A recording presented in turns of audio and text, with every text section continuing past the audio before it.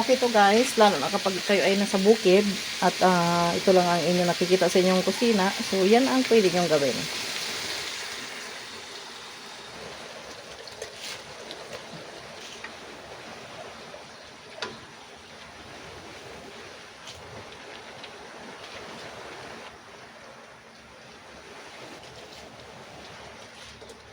Bango na. Na natin. Sarap.